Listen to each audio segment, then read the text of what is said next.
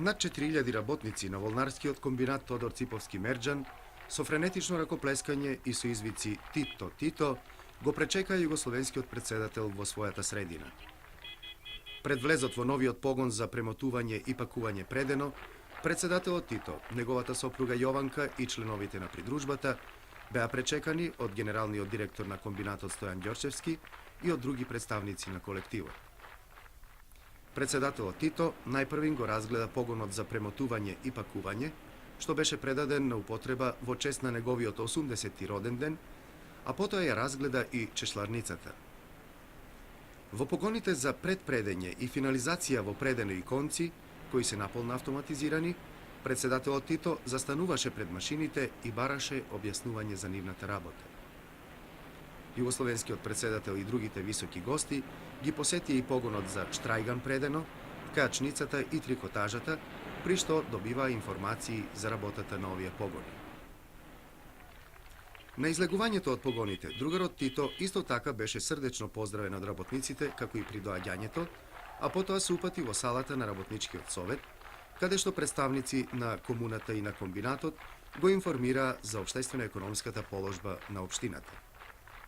Најнапред говореше претседателот на Општинското собрание Кочо Тулевски, кој меѓу другото рече: Сам знал да е највеќа фабрика после Ватекса овде вака. Да, тоа е највеќа фабрика и по предионица. Колку е? Молим вас. Колку е запослени? 4200 су се. А Ватекс има 8000. Он има 8. Али ко предионица тоа е највеќа. Највеќа. Ватекс има прошло 71 година по 70 милиарди, Петекс има 50 милиарди. Иначе, можда сте из информација да можете видети да карактеристика наше комуне е да е почела на старту социјалистички изградње без индустрија. Била е во Тето био центар едно неразвиено полјопривредно реона со занатством исто примитивно, така да смо тек у нашој социјалистички изградњи почели са изградњом индустрија кој основне базе да би могли утицати на дали развој целе комуне. Тоа многу сада. И успели смо да подигнеме ову текстилну индустрiju ради запошлјавања више радне снаге, jer имамо тај проблем со радном снагом. Подигли смо овај електрометалушки комбинат Југохром ту у близини Тетова, кој има феролегуре, кој е наменен углавном извозу. Како е овај? Феросилициум, има 1500 радника. Па он е од веќих производјачи земјни феросилициума, ферохроман, натриум бихромата и кои треба да се развија на бази хемија. Иначе имамо, онда подигли смо ово предузеќе у израду неметала, кој е едно од најперспективно Оникс. Единствено смо у земји, сад смо исто подигли едну фабрику за такозвани вештачки мермена, отпадки од мермена. То се лепи со полиестером и добие се плоче по димензијама која желиме. Иначе, така да смо развитком индустрија подигли уопште приход на општина на ниво негде околу 100 милиарди за овие 9 месеци ове години. Доходак у фабрици, мислам, на ниво општина. На ниво лични доходци негде су 121.000 у просеку. Да, а има една карактеристика да смо за прошли годину и по подигли за 55.000 стари динара по члан по едном раду. Така да смо водили ту политику брз пораст лични доходака, али заиста су и улагања, собствено улагања ове индустрија на дали развој била карактеристична. За тебе имате бруто продукт? За ових 10 месеци имам околу 100 милиарди. 100 милиарди стари динар. Иначе видите, еден најважен Добро, ми смо још неразвиена с обзиром да имamo многу велики број становништва. Ми ето на овом малом подручју има негде во 132.000 становника и наталитет е висок. Због високог наталитета ми добијamo годишне негде радне снаге нове од 1500 до 2000. Така да нисмо моgućни се све да запослиме, али ипак у друштвеном сектору Тито данас имамо запошлени негде околу 13.000, али рачунете имамо негде околу 6.000 кои вани раде. Имамо 3.000 пензионера Imamo oko 3000 poslastičara i drugih naših koji po Jugoslaviji imaju svoje radnje i ovdje uglavnom žive porodicama. Prave slatko vani po čitavoj Jugoslaviji. Jugoslaviji. Tako da ne bi se moglo ceniti samo po onom što se evidentira, ne, nego po ovako. Ovo je brzi rast industrije izvršilo transformaciju stanovništva. Danas, na primjer, da se ovo nepoljoprivredno u odnosu na poljoprivredno potpuno izmenila slika. A vi računate u nacionalni dohodak ono što se vani? Ne računamo. I zato nam je nizak nacionalni dohodak. Zato nam izgleda vrlo... Jer ona je isto nacionalni dohodak. Jeste, i to se vidi po standardu ljudi, po ekonomskoj snazi. Inače... Ovdje se realizuje, pa da. Tu se realizuje. A inače imamo i drugu par preduzeća koji dobro rade. Mogu vas obavestiti da evo treća je godina kako ne znamo za gubitke u radu. Potpire se na svoje uglavnom akumulaciju koja naša preduzeća rade. Tetex, na primjer, svu je rekonstrukciju, sve modernizaciju za sopstvenim sredstvima. To su malo radnici par godina bili malo u situaciji da odvajaju više sredstava, ali sada već i lični dohodci su na nivou da mogu biti zadovoljni. Idemo još tim putem da potičemo lične dohodke. Mogu vas isto obavestiti da računamo sa daljim razvojem intenzivnim poljoprivredom. Jer moramo ovdje su uglavnom paprika, ove povrtarske kulture, pasulj, onda stočarstvo, imamo oko 30.000 pasulja, ima dosta. Imamo oko 30... Skup voda bio. Uglavnom idemo na te intenzivne kulture i duvan isto je kao kultura. Sad idemo na Virginiju, novu sortu koja vrlo dobro uspeva u ovom kraju zbog atmosferskih prilika. To je najbolje i po kvalitetu ukus odgovara američkom. Tako da smo i sušare radili, otkupljujemo na zeleno, da bi mogli radnicima uopće ovim proizvođačima obezbediti veće količine za sebi. Inače idemo na ove intenzivne kulture zbog toga da bi zaposlili malo više radne snage na selu, da nam ne pritiskuju jer ne možemo na drugi način. Onda idemo sa razvojem turizma. Znate, ovdje nam je Šar planina. Mi smo tu podigli oko 500 ležaja u komercijalnom sektoru. Imate medveda gore? Ima, ali divokoza ima mnogo. Pa ja se interesiram. Divokoza ima mnogo. A divokoza ima? Tu svaki ko dođe mora da ulovi. Šar je zimski putački centar. Imamo to. Goste, kaže drug Minčev, da li imamo za lov, imamo ih uvek. Потоа стана збор и за политичката ситуација во општината, при што председателот на општинската конференција на Сојузот на комунистите, Месут Сулејмани, меѓу другото рече. Tito, dragi gosti, se izvinjavam što ću ja moje izlaganje pročitati. Osjećam posebno zadovoljstvo što mogu da vas informišem o nekim pitanjima karakteristična za političko i društveno stanje u opštini. Organizacija Saveza komunista u Tetovskoj opštini broji 3200 članova koji su učlanjeni u preko 125 osnovne organizacije i 2 fabričke konferencije. Od ukupnog broja članstva posebna konferencija, imamo i osnovne organizacije i ogranuci isto. Pa to je ono. Mi smo zvali Šelje, sad je ogranuci. Preduzetni komitet, sad je konferencija. Sad je konferencija. Da, to je konferencija.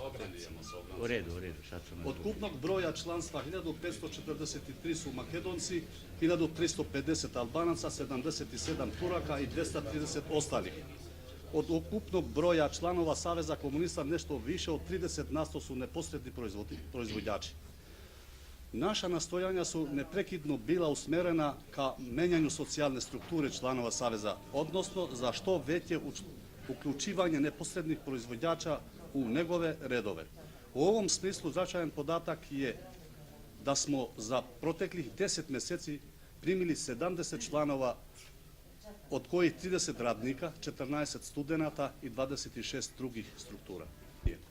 Na kraju mogu sa zadovoljstvom da istaknem da je u svim dosadašnjim našim akcijama, a posebno pri najnovnijim angažovanjima Saveza komunista u ostvarenju stavova iz vašeg pisma dolazi do punog izražaja bratstvo i jedinstvo, što se potvrđuje naročito u radnim organizacijama, gdje radnici stoje na liniji Saveza komunista, ne gledajući na to ko je Makedonec, ko Albanac ili bilo ko. To je najveća garancija da ćemo u akcijama koje smo preuzeli uspeti do kraja. Mi ćemo se uporno zalagati za daljnju emancipaciju i afirmaciju narodnosti u ovoj opštini, iako u tom nastojanju moramo računati na tendencije nacionalističkih elemenata koji pokušavaju da devalviraju naše dosadašnje postignuće. Hvala lijepa. Ja mislim da ste vi pravilno ovdje sada izložili. Pitanje ovoga, kako da kažem, jedinstva u ovom kraju gdje imate nekoliko nacionalnosti je veoma važna stvar. A to u prvom redu zavisi sada kako će se komunisti u svojim redovima učvrstiti kao jedinstvena organizacija. Oni moraju zaboraviti ko je Albanac, ko je tursko ili makedonsko, šta ja znam. Oni moraju biti komunisti i oni moraju biti tako viziona snaga među ovim narodima ovdje. Radnička klasa, to što ste vi spomenuli, to je veoma meni drago. Ja uvijek sam to mislio i rekao sam već više puta da ja najveću pažnju polažem na to što će radnička klasa da napravi, ona će napraviti tu koheziju.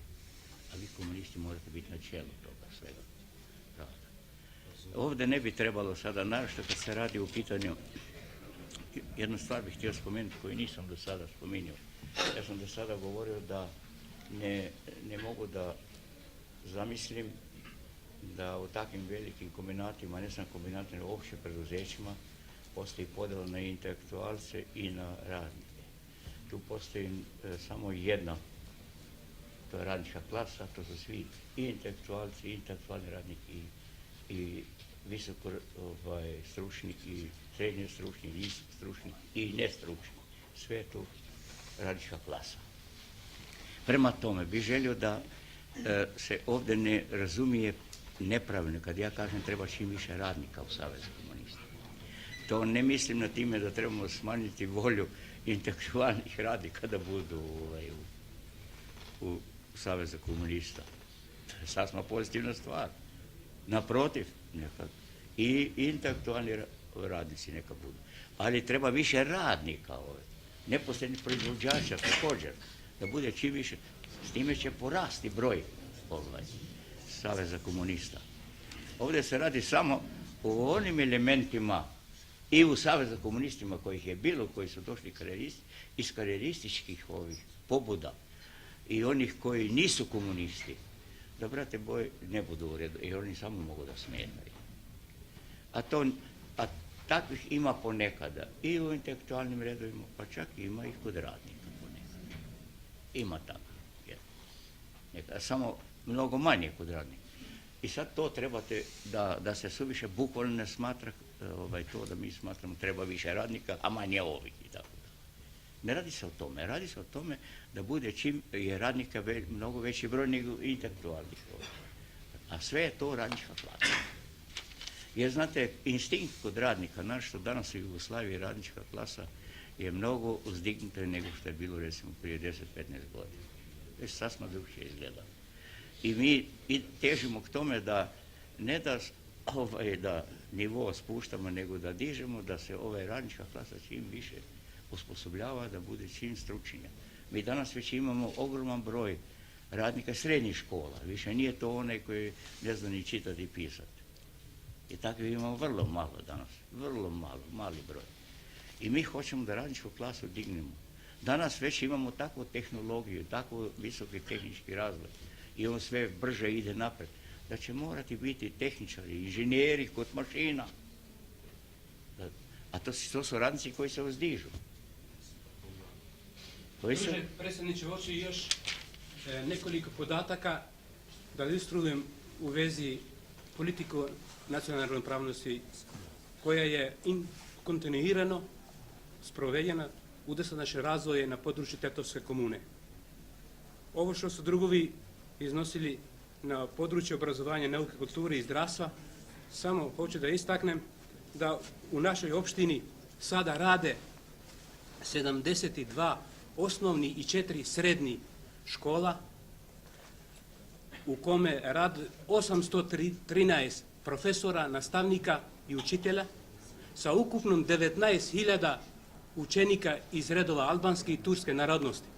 По разговорите, за председателот Тито и другите високи гости беше приредена кратка модна ревија, на која беа прикажани повеќе производи, ткаенини и конфекцијска облека на комбинатот Тетекс. По ревијата на председателот Тито и на другарката Јованка Брос им беа предадени подароци. И испраќањето од комбинатот беше многу срдечно и топло. Председателската колона потоа се упати кон Арабат Баба Теке, каде што председателот Кочо Тулевски во чест на другарот Тито и другарката Јованка Брос приреди ручек. Пред влегувањето во ресторанот, председателот Тито и другарката Јованка Брос се задржаа кратко време во разгледување на производите од оникс на предпријатието Неметали, што беа изложени пред влезот на локалниот музеј на Тетово.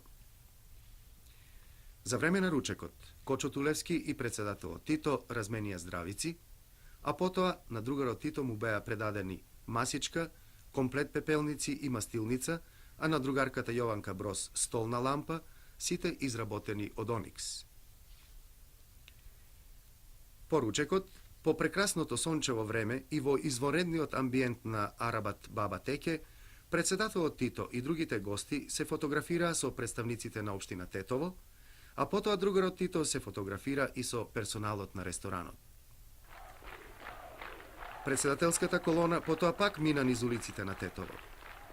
Се добиваше впечаток дека сите жители на Полок, а не само од Тетово и околината, се собрале да го поздрават југословенскиот председател, да го видат човекот кој толку многу направи за братството и единството на југословенските народи и народности.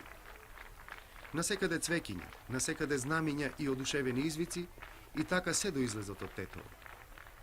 И на попатните места до Скопје иста гледка, исто воодушевување поради присуството на најдрагиот гости. Скопјани пак во огромен број излегоа да го поздрават југословенскиот председател на патот до неговата резиденција на Водно. Стотици илјади граѓани, меѓу кои илјадници и илјадници деца и младинци, тоа беше амбиентот низ кој се движеше председателската колона.